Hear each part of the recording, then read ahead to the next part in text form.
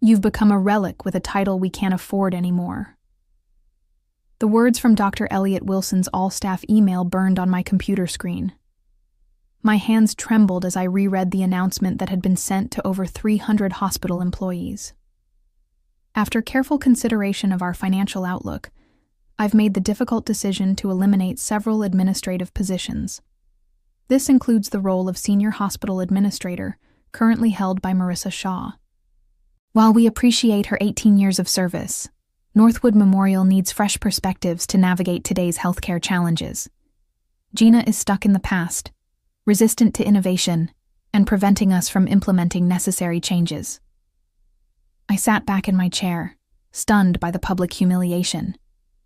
My name wasn't even spelled correctly. I'd never been Gina to anyone. The personal attack was completely unprofessional, but then again, so was Dr. Wilson. My name is Marissa Shaw. I'm 44 years old, and until this morning, I was the Senior Hospital Administrator at Northwood Memorial Hospital in Portland, Oregon. I'd dedicated my entire career to this institution, working my way up from an entry-level position. I'd weathered budget cuts, staffing crises, and 3 major transitions in leadership. But nothing had prepared me for this. I heard a soft knock at my door. It was Vanessa, my assistant, her eyes wide with concern. "Marissa, I'm so sorry. This is awful. He can't just—" "He can," I said, taking a deep breath. "As Chief Medical Director, he has the authority to restructure administration. I knew something was coming when he canceled our last 3 meetings." Dr. Wilson had arrived 6 months ago with grand promises and an impressive resume. He spoke of innovations and efficiencies, but showed little interest in understanding how our hospital actually functioned. His first act had been to eliminate free parking for staff. His second had been to reduce nursing coverage on night shifts. "What will you do?" Vanessa asked, her voice cracking. I looked around my office, at the certificates on the wall, the family photos, and the row of binders on my shelf labeled Safety Protocols and Violations. Those binders contained 18 years of meticulously documented safety concerns, staffing issues, and policy violations. Some were resolved. Many were not. "I'll be fine," I said, feeling a strange calmness settling over me. Sometimes being underestimated is an advantage. I stood up and started collecting my personal items, leaving the binders untouched. I had digital copies of everything. When security arrived to escort me out, another of Wilson's humiliating tactics, I was ready. I smiled, took only my personal belongings, and walked out with my head held high. That evening, I made a single phone call. The call was to Dorothy Winters, a former board member who had retired last year. She had been my mentor when I first joined Northwood Memorial and remained a close friend. "He did what?" Dorothy's voice rose with indignation when I told her about the email. "That's grounds for a defamation suit, Marissa." "Maybe," I said, pouring myself a glass of wine as I sat in my darkened living room. "But that's not the route I want to take."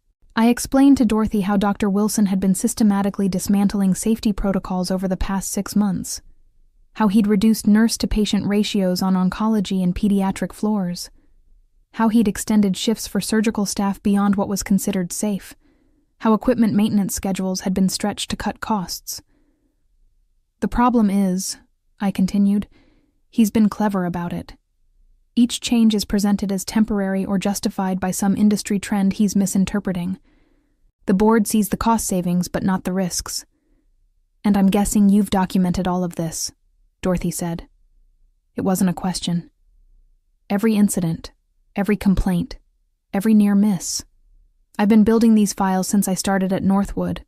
3 hospital directors before Wilson have tried cutting corners, and I've always had the evidence to show why it wouldn't work. What I didn't tell Dorothy was how personal this felt. My mother had been a patient at Northwood 20 years ago. A missed medication and an understaffed night shift had led to complications that extended her hospital stay by weeks. It was that experience that had driven me to pursue hospital administration, to be the person ensuring those mistakes didn't happen to others. I sacrificed everything for that hospital, I said quietly. Relationships, starting a family, vacations. I believed I was making a difference. You were, Dorothy insisted, and you still can. The question is, what do you want to happen now? I took another sip of wine, considering my options. I could walk away with a severance package and find another position. I could file a wrongful termination lawsuit. I could retire early as Wilson intended, or I could fight. I want to protect the patients, I said finally, and the staff who are being pushed to their limits, but I need to be strategic about this. Smart, Dorothy agreed. Wilson has the board's ear right now, but that can change quickly if the right information comes to light. I glanced at my laptop, thinking of the files I'd been maintaining. Years of documented safety violations, staffing concerns, and policy breaches. Concrete evidence that could not be dismissed as the complaints of a disgruntled former employee. Give me a few days, I said. I need to organize my thoughts and my evidence. 3 days after my humiliating dismissal, I sat at my dining room table surrounded by printouts of emails, policy documents, and incident reports. I'd spent hours organizing the most compelling evidence of safety violations under Dr. Wilson's leadership. My phone buzzed with a text from Jessica Palmer, the night shift charge nurse in the emergency department. You wouldn't believe what happened last night. 2 nurses called out sick and weren't replaced. We were at dangerous levels all night. A patient with chest pain waited 4 hours to be seen. Wilson says it's the new normal, and we need to adapt. I added this to my growing file. It wasn't just anecdotal evidence anymore. The statistics showed a clear pattern. Incident reports had increased 37% since Wilson took over. Near misses, potential errors caught before they harmed patients, were up 42%. Staff turnover had doubled. My doorbell rang, interrupting my thoughts. I opened it to find Vanessa standing there with a takeout bag. I figured you weren't eating properly, she said, pushing past me into the kitchen. Also, I have updates. As she unpacked containers of Thai food, Vanessa filled me in on the chaos at Northwood. Wilson announced your replacement today. It's his former colleague from Chicago, Thomas Barton. No healthcare administration experience, but apparently a visionary in healthcare economics. I snorted. Translation: he knows how to cut costs regardless of impact.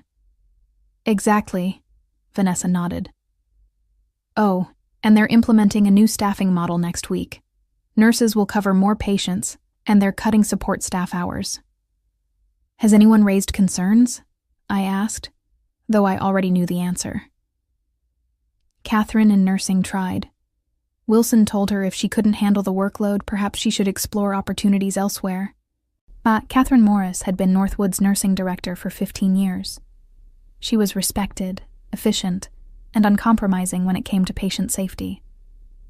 If Wilson was pushing her out too, the situation was worse than I thought. What's your plan? Vanessa asked, studying my expression.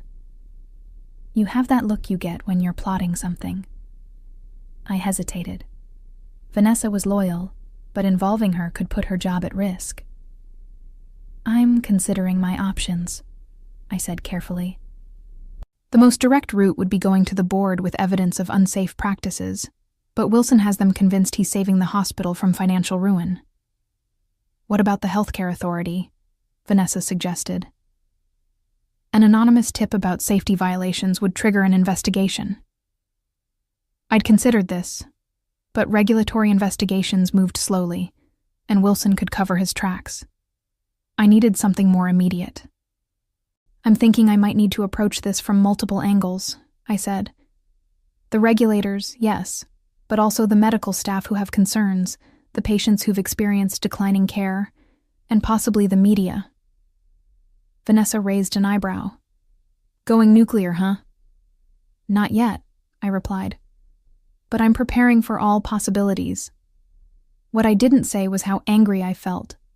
Not just about losing my job, but about the disregard for safety I'd spent my career protecting. Wilson wasn't just pushing me out. He was undoing years of work that kept patients safe. I thought about the binders in my office, the evidence I'd accumulated, and made a decision. It was time to act. A week after my dismissal, I sat in a quiet corner of a cafe 3 blocks from Northwood Memorial, nursing a cup of coffee that had long gone cold. Across from me sat Dr. Andrew Bennett, chief of surgery, and someone I'd worked closely with for over a decade.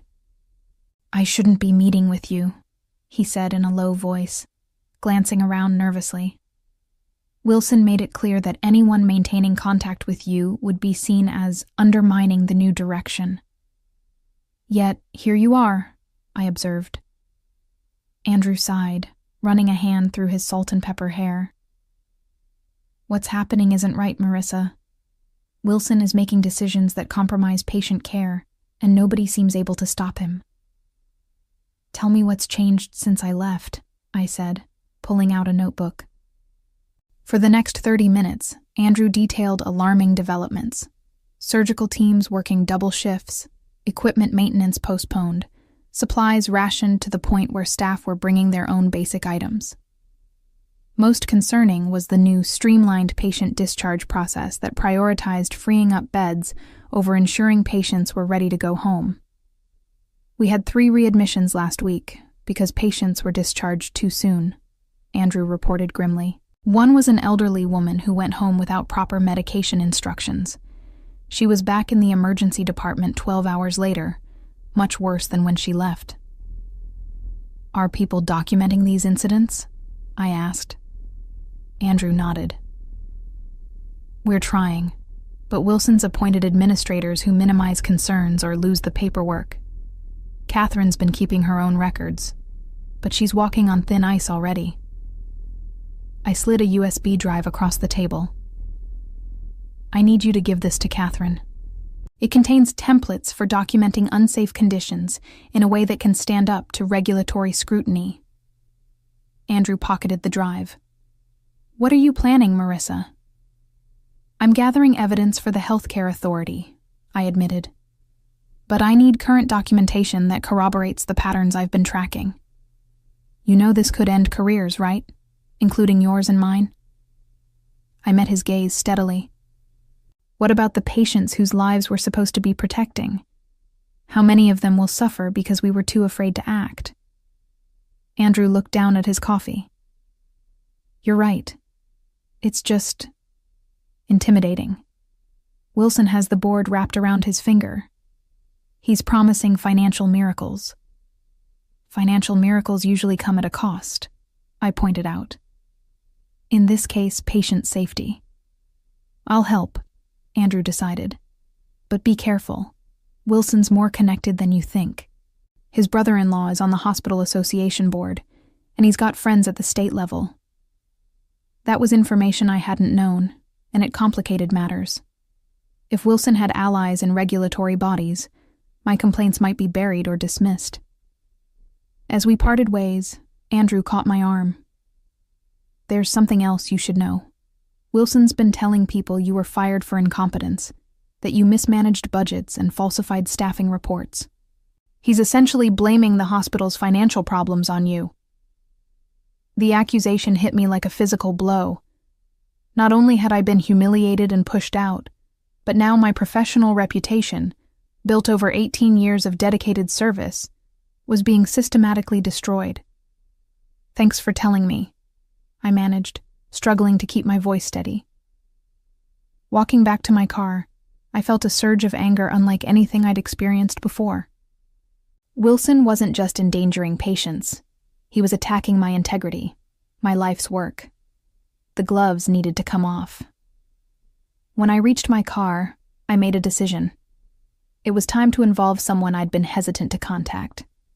James Lloyd, an investigative reporter who had covered healthcare issues for the Portland Tribune. He'd reached out to me years ago about a story on hospital administration, and I'd declined to comment. I found his card in my contacts and sent a text. "We should talk. I have information about patient safety risks at Northwood Memorial." His response came almost immediately. "Been waiting for this call. When and where?" James Lloyd was younger than I expected, probably in his early 30s, with intense eyes behind wire-rimmed glasses. We met at a park far from the hospital, where I laid out my concerns about Northwood under Wilson's leadership. "I've heard rumors," James admitted, recording our conversation with my permission. "Staffing complaints, unusual turnover rates, but without someone on the inside, it's hard to verify." "I've got more than rumors," I said, handing him a folder. "These are redacted copies of incident reports from the past 6 months. They show a clear pattern of increased safety risks correlating directly with Wilson's policy changes." James flipped through the documents, his expression growing more serious with each page. "This is concerning, but Wilson could argue these are isolated incidents, or the result of system-wide healthcare challenges. That's why I've also compiled these." I pulled out a second folder containing statistical analyses. "These show that while similar hospitals in our region maintained consistent safety metrics, Northwoods have declined dramatically since Wilson's arrival." James whistled softly. "You really did your homework." 18 years of homework," I corrected. "I've been tracking these patterns through multiple administrations. The difference is that previous directors listened when presented with evidence. Wilson fired me instead." "Why go public now? Why not take this directly to the board?" It was a fair question, and one I'd asked myself repeatedly. The board hired Wilson specifically to cut costs. They're seeing the financial improvements without understanding the safety trade-offs, and Wilson has convinced them I'm incompetent and bitter. James nodded slowly. "So, you need public pressure to force their hand." "Exactly. Once patients and the community understand what's happening, the board will have to act, regardless of Wilson's connections." "This is a solid story," James said. "But you should know what you're getting into. Wilson won't take this lying down. He'll attack your credibility, your motives." "He's already doing that," I pointed out. "At least this way, the truth gets told." As James packed up the documents, promising to verify my claims independently, I felt an unexpected twist of doubt. Was I doing this for the right reasons? Was it about patient safety, or was it about my wounded pride? The answer came to me as James asked one final question. "What's your best-case outcome from this?"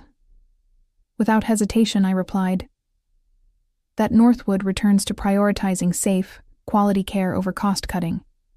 Whether I'm part of that future or not is secondary." That evening, I received an unexpected call from Dorothy. "Wilson's making moves," she said without preamble. "He's been calling board members individually, telling them you're planning to sue the hospital for wrongful termination. He says you're fabricating safety concerns to strengthen your case." My stomach dropped. "That's not true. I have no plans to sue." "I know that, but they don't. He's poisoning the well before you can even approach them." This was a development I hadn't anticipated. Wilson was more strategically minded than I'd given him credit for. "There's more," Dorothy continued. "He's expediting his cost-cutting plans, implementing them all at once rather than gradually.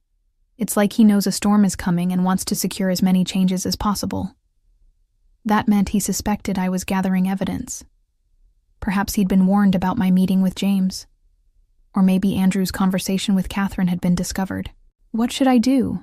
I asked, suddenly feeling out of my depth. "Stay the course," Dorothy advised, "but be prepared for things to get ugly. Wilson's the type who's built his career on never backing down, never admitting mistakes." After we hung up, I sat in my living room, staring at the wall of evidence I'd assembled. I'd planned to move methodically, building my case before making it public. But Wilson was accelerating his timeline, which meant I needed to accelerate mine. I texted James, "How quickly can you run the story?" The headline appeared 3 days later. "Patient safety concerns plague Northwood Memorial Hospital." James had worked quickly, verifying my claims with other staff members and comparing Northwood's safety metrics with state averages. The article didn't name me as the primary source, but it did mention recently terminated administrative staff who had raised concerns. My phone began ringing almost immediately. First was Catherine, the nursing director. "It's a madhouse here," she reported. "Wilson called an emergency meeting for all department heads. He's furious, demanding to know who talked to the press." "Has he addressed any of the safety concerns?" I asked. "Not at all. It's all about controlling the narrative and identifying the traitors. He's threatened termination for anyone found to have spoken to reporters." Next was Andrew, who had a more measured take. "The medical staff are quietly celebrating. Someone finally said what we've all been thinking. The board is in emergency session right now." The most surprising call came from James himself. "You need to turn on Channel 4 right now." I flipped on the television to see Dr. Wilson standing at a podium, hospital administrators flanking him. His expression was grave as he addressed the cameras. "The allegations printed in this morning's Tribune are categorically false," he stated firmly. "Northwood Memorial maintains the highest standards of patient care. These fabricated concerns appear to stem from a former employee who was terminated for incompetence and has been engaged in a vendetta against this institution." He went on to describe me, not by name but clearly identifiable, as disgruntled, resistant to necessary change, and willing to damage the hospital's reputation out of spite. "We have retained legal counsel," Wilson continued, "and will be exploring our options regarding this defamatory article." I muted the television, my heart racing.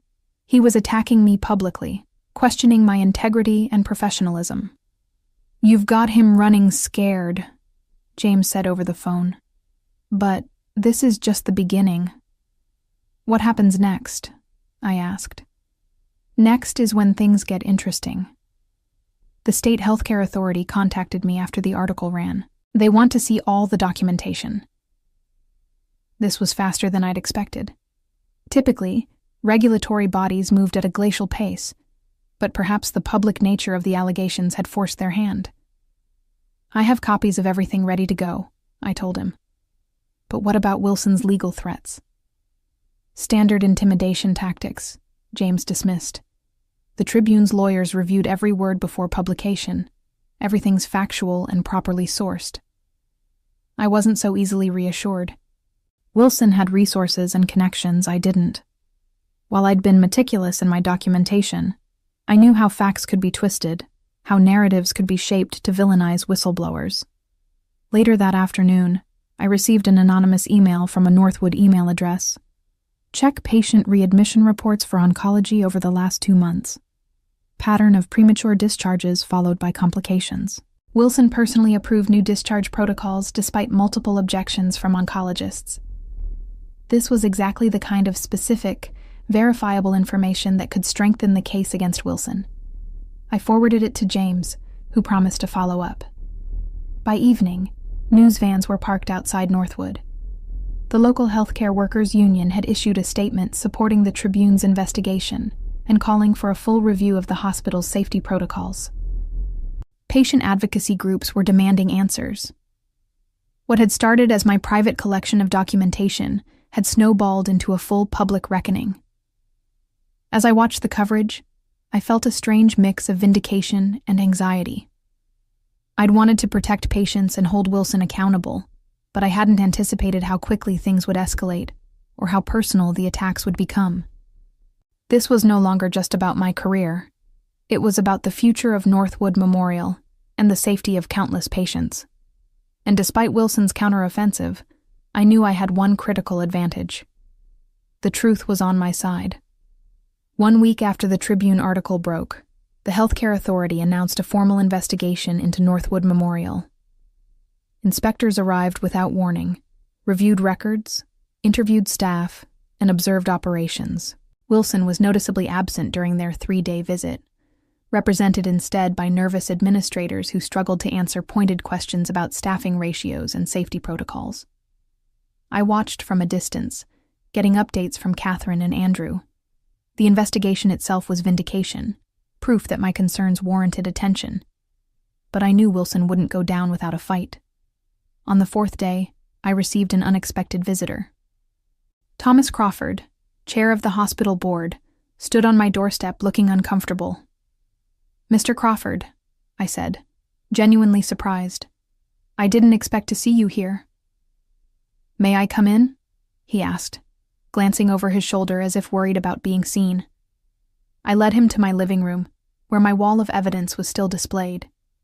He stared at it for a long moment before speaking. "The board has received the preliminary findings from the Healthcare Authority," he said gravely. "They're concerning. Significant safety violations, potential regulatory actions, possible fines." He paused. "They specifically cited decisions made under Dr. Wilson's leadership." I waited, sensing there was more. "We've also discovered financial irregularities," he continued. "Consulting fees paid to companies connected to Wilson's family members. Questionable equipment purchases from vendors where he holds interests." This was a revelation I hadn't anticipated. My focus had been entirely on safety violations, not financial impropriety. "The board has called an emergency session for tomorrow," Crawford said. "Wilson has been placed on administrative leave pending a full review." He looked at me directly. "We'd like you to attend the meeting, to discuss next steps." I'd imagined many outcomes when I began this process, but reinstatement had never been one of them. I'd assumed my career at Northwood was over, regardless of how things played out with Wilson. "Are you asking me to return?" I clarified. Crawford nodded. "The board recognizes we made a serious error in judgment, both in hiring Wilson and in allowing your termination. Your knowledge of the hospital's operations is exactly what we need right now." The board meeting was tense, with members clearly divided on how to proceed. Some, including Crawford, acknowledged the errors in judgment regarding Wilson. Others were still defensive, suggesting the problems had been exaggerated. Wilson himself was absent, represented by an attorney who made vague statements about differences in management philosophy and misunderstandings about policy changes. When it was my turn to speak, I laid out not just the safety concerns, but my vision for addressing them: reinstating proper nurse-to-patient ratios, resuming regular equipment maintenance, and implementing a system of checks and balances to prevent future compromises to patient care. "These aren't radical suggestions," I emphasized. "They're standard practices that Northwood successfully maintained for years before recent changes. Yes, they have costs, but so do readmissions, complications, and regulatory fines." The debate continued for hours, but by meeting's end, the board had reached several decisions. First, Dr. Wilson's employment was terminated, effective immediately. Second, I would be reinstated as senior hospital administrator, with an expanded role overseeing safety compliance. Third, an independent audit would review all policy changes implemented in the past 6 months, with immediate reversal of any that compromised patient care. As the meeting concluded, James Lloyd's story hit the online edition of the Tribune. Healthcare Authority confirms safety violations at Northwood. Director removed. The article detailed not just the safety concerns, but also the financial irregularities discovered during the investigation. Walking out of the boardroom, I felt a complex mix of emotions: satisfaction that patient safety would be restored, relief that my professional reputation had been vindicated, but also awareness of the damaged relationships and trust that would need rebuilding. Catherine met me in the hallway, a tentative smile on her face. "Welcome back," she said simply. "There's a lot of work to do," I replied. "Yes," she agreed, "but this time we'll do it right."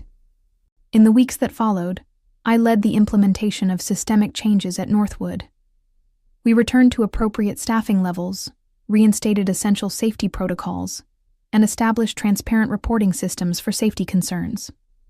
The Healthcare Authority's final report outlined 27 significant violations under Wilson's leadership, resulting in substantial fines, but more importantly, a roadmap for improvement. Wilson, facing professional disgrace and potential legal issues related to financial improprieties, left Portland entirely. I heard he'd taken a position at a private healthcare consultancy in another state, a concerning development, but one outside my control. As for me, I found myself more committed than ever to Northwood's mission. The experience had reminded me why I'd entered healthcare administration in the first place: not for power or prestige, but to ensure that patients received the safe, quality care they deserved. 1 year after my early retirement and subsequent return, I stood in the hospital lobby unveiling a new patient safety initiative. Looking at the assembled staff, many of whom had risked their jobs to speak truth about unsafe conditions, I felt profound gratitude. My meticulous documentation had provided the ammunition, but their courage had made victory possible. We had transformed a potential tragedy into an opportunity for renewal, proving that sometimes the best revenge isn't punishment, but reform.